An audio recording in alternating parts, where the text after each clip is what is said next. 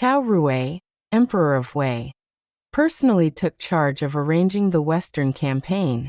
He appointed Zhang He as the vanguard general to coordinate closely with Sima Yi, while also dispatching Xianpai and Sun Li with 50,000 troops to reinforce Chaozhen's defensive front. The Wei deployment was meticulous and clearly aimed at crushing Shu's northern expedition in one decisive effort. Sima Yi, leading a force of 200,000, had already formed a comprehensive strategic vision. He summoned Zhang He and analyzed the situation. Zhuge Liang was known for caution and would not take reckless risks. If it were someone else, they might have advanced directly through Ziwu Valley to strike Chang'an, but Zhuge Liang would not gamble so boldly. Instead, Sima Yi predicted that Zhuge Liang would advance through Xie Valley to attack Mei City while splitting forces to seize Ji Valley. He laid out his countermeasures step by step. Chaozhen was ordered to hold Mei City firmly and not engage rashly. Xianpai and Sun Li were tasked with guarding the entrance to Ji Valley and preparing ambushes. But above all, Sima Yi emphasized the strategic importance of Jieting, describing it as the throat of Shu's supply line along with Lilu City. If Wei could seize Jieting first, Shu's army would be cut off from supplies and collapse without needing a decisive battle. He further explained that if Shu attempted to retreat, they could be ambushed along narrow paths. If they stayed, they would be starved into submission. Zhang He, hearing this, fully grasped the strategic picture and deeply admired Sima Yi's foresight. Even so, Sima Yi warned him not to underestimate Zhuge Liang, and to always scout ahead before advancing. Meanwhile, at the Shu camp in Mount Qi, Zhuge Liang received troubling news. Meng Da had been swiftly eliminated by Sima Yi. While he remarked that Meng Da's careless behavior had sealed his fate, what truly alarmed him was that Sima Yi had already entered the Western theater. This meant Jieting would inevitably become the focal point of the conflict. Zhuge Liang immediately called for a volunteer to defend Jieting. Ma Su stepped forward eagerly. Zhuge Liang repeatedly cautioned him that although Jieting was small, it was the lifeline of the entire campaign. Losing it would doom the army. Moreover, the terrain lacked natural defenses, making it extremely difficult to hold. Despite these warnings, Ma Su, confident in his knowledge of military texts, insisted on taking command. He even boasted that he would not fear the enemy even if Chao Rui himself led the army. To prove his resolve, he signed a military pledge, accepting full responsibility for failure. Left with little choice, Zhuge Liang appointed him, assigning Wang Ping as his deputy, and instructing them to firmly guard the main road and report regularly. Additional deployments were arranged. Gao Xiang at Lilu City, Wei Yan as a supporting force, Zhao Yun and Deng Zhi as diversionary troops, while Zhuge Liang personally led the main force through Xie Valley. The overall strategy was sound. Its success depended on proper execution. After arriving at Jieting, Ma Su and Wang Ping immediately fell into serious disagreement. Wang Ping carefully surveyed the terrain. Though Jieting was small, it sat at a crucial junction where multiple routes converged, making it the key node of Shu's supply line. He proposed building fortifications at the crossroads, strengthening defenses with wooden barriers, and holding the position firmly. In his view, controlling the road meant controlling survival. Ma Su rejected this practical approach. Observing the nearby hills, he saw steep terrain and dense forests and concluded that occupying the high ground would provide a decisive advantage. He argued that from above, they could strike downward with overwhelming force, making it impossible for the enemy to advance. Wang Ping immediately objected, warning that abandoning the road would allow the enemy to surround them and cut off water sources. Without water, the army would collapse without even fighting. But Ma Su refused to listen, instead quoting military theory about fighting in desperate situations, and claiming that soldiers would fight harder when cornered. He even dismissed Wang Ping's concerns as timid and overly cautious, showing clear contempt for practical battlefield experience. Realizing further persuasion was futile, Wang Ping requested a separate contingent to establish a secondary camp below the mountain, forming mutual support in case of attack. Ma Su reluctantly agreed, assigning him 5,000 troops. Wang Ping set up camp about 10 li away, carefully mapped the terrain, and secretly sent the information back to Zhuge Liang. On the wayside, Sima Yi sent his son Sima Zhao to scout the situation. Upon returning, Sima Zhao reported that Shu forces had indeed occupied Jieting, but instead of guarding the main road, they had stationed themselves on the mountain. Sima Yi was initially surprised, then overjoyed. To ensure the accuracy of the report, he personally led a small cavalry force for a night inspection.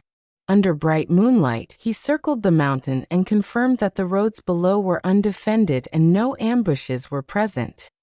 Satisfied, he immediately issued orders. Zhang He would block Wang Ping's support forces. Shen Dan and Shen Yi would lead troops to surround the mountain and cut off the water supply. Finally, Sima Yi himself would command the main army to encircle the mountain from all sides. The strategy was simple but effective, not to launch a direct assault, but to trap and exhaust the enemy. At dawn, Wei forces surged forward like a tide, completely surrounding the mountain. The Shu troops, seeing the overwhelming enemy presence and disciplined formations, quickly lost morale. Ma Su ordered an attack, signaling from the mountaintop, but no one dared to move. Soldiers hesitated, each unwilling to be the first to charge. In desperation, Ma Su executed 2 officers to force obedience, barely managing to push a small group forward. However, the Wei army remained unmoved, and the Shu troops collapsed midway, retreating in disarray. At this point, the situation was beyond recovery. Wei forces cut off the water supply, and thirst quickly spread among the Shu troops. Hunger followed, and discipline broke down. By nightfall, some soldiers even deserted or surrendered. Sima Yi then ordered fires to be set around the mountain, filling the area with smoke and flames, intensifying the chaos. Under these conditions, Ma Su finally realized the position was untenable and fled with the remnants of his army. Wang Ping, seeing the crisis, immediately attempted to rescue Ma Su but was intercepted by Zhang He. After several engagements, his smaller force could not hold and was forced to retreat. Wei Yan later arrived with reinforcements and managed to briefly regain control of Jieting. However, Sima Yi and Sima Zhao soon encircled him from 2 directions, while Zhang He closed in from the rear, forming a 3-pronged attack. Wei Yan fought fiercely, charging repeatedly against the enemy lines, but his forces gradually wore down.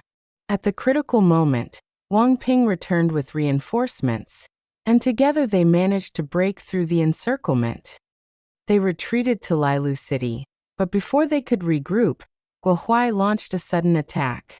Hoping to claim merit, he struck immediately, catching the exhausted Shu forces off guard and inflicting heavy casualties.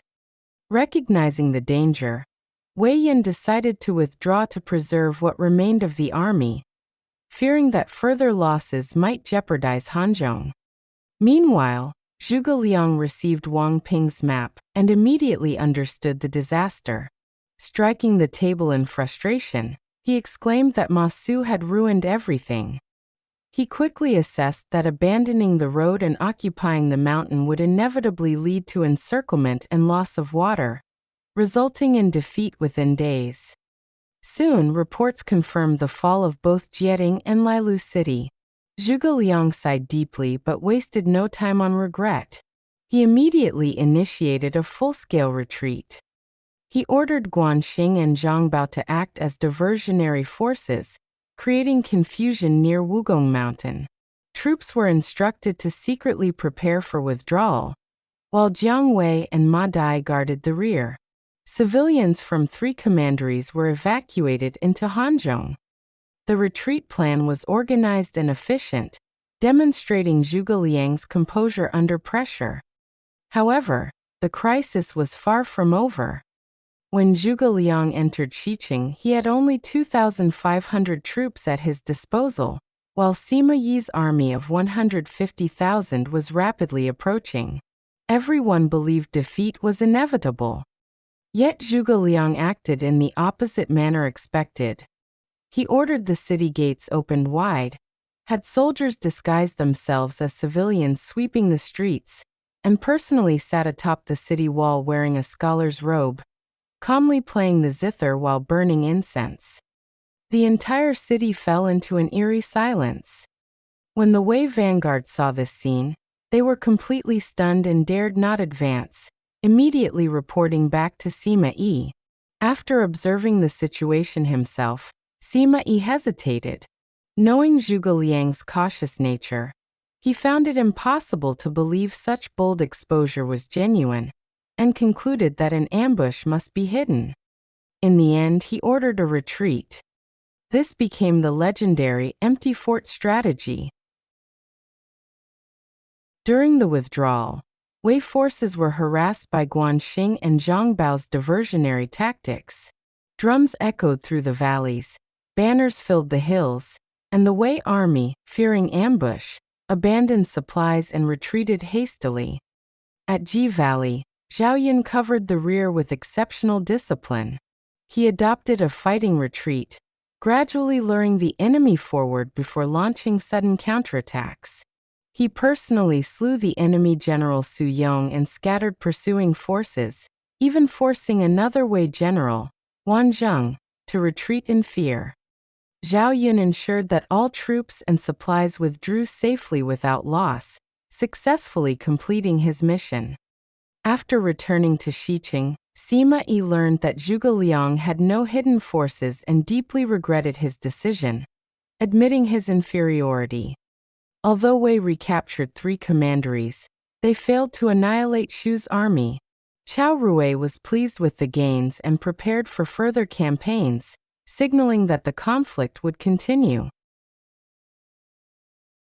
Summary.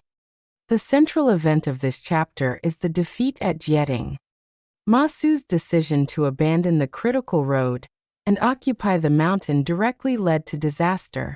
His reliance on theoretical knowledge over practical judgment resulted in the collapse of Shu's supply line, and ultimately the failure of the entire campaign. Sima Yi demonstrated sharp strategic insight and effectively exploited his opponent's mistake. However, his excessive caution at Xiqing caused him to fall for Zhuge Liang's psychological tactic, allowing Shu to escape. This chapter highlights 2 major contrasts: the gap between theory and real-world execution, and the tension between caution and boldness in strategic decision-making. In the end, although Shu suffered defeat, Zhuge Liang's leadership and the coordinated efforts of his generals enabled a successful retreat, preserving their strength and setting the stage for future campaigns. Knowledge points. 1. Historically, Ma Su did lose at Jieting, and Wang Ping did advise him and later withdrew successfully. However, historical records do not explicitly describe his mistake as simply abandoning the road to camp on the mountain in such a clear-cut manner. Wang Ping's role is also less dramatized in official history. 2. The main Wei commander at Jieting was Zhang He, not Sima Yi. In reality, Sima Yi was engaged elsewhere, and Zhang He was the one who defeated Ma Su. 3. The empty fort strategy is not recorded in records of the 3 kingdoms. There is no historical evidence that Zhuge Liang frightened off a massive army by playing music in an open city. This is widely considered a fictional embellishment added by the novel.